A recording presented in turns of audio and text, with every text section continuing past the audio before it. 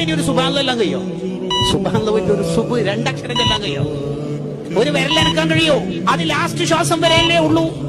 40 കൊല്ലം പള്ളിയിൽ ബാങ്ക് കൊടുത്താൽ ഈമാനില്ലാതെ മരിച്ചുപോയ ചരിത്രമുണ്ട് കിതാബിൽ. ഇത് കേൾക്കുമ്പോ നമുക്കൊരു ബേജാറ് വേണ്ടേ? നമുക്ക് ഈമാനോടെ മരിക്കണ്ടേ? യമൂത്തുൽ മർഉ അലാ മാ ആശ അലൈഹി, അവനവൻ എങ്ങനെ ജീവിച്ചോ അതിനനുസരിച്ചിട്ടാ മരണപ്പെടുക. അദ്ദുന്യാ സഅ, ദുനിയാവ് എന്ന് പറഞ്ഞാൽ കുറച്ച് സമയങ്ങളാണ്.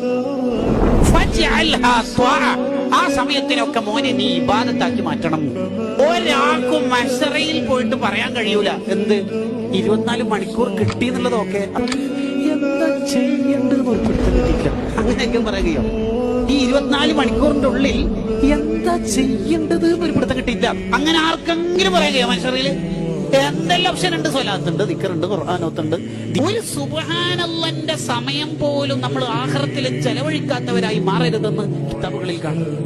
ജീവിതത്തിൽ എന്താണോ കൂടുതൽ ചെയ്യുന്നത് എന്ന് ആരോടും ചോദിക്കേണ്ട. നമ്മളോട് തന്നെ സെൽഫി എടുത്ത് ഹൃദയത്തിലേക്ക് ഒരു ക്ലിക്ക് ചെയ്തിട്ട് ചോദിക്കുക, ഞാൻ എന്താ ജീവിതത്തിൽ കൂടുതൽ ചെയ്യുക? എന്റെ മക്കൾ കൂടുതൽ സമയം കാണുന്നത് ഖുർആൻ ഒന്നാണോ ഫോൺ ഉപയോഗിക്കുന്നതായിട്ടാണോ? നമ്മളോട് ചോദിക്കുക.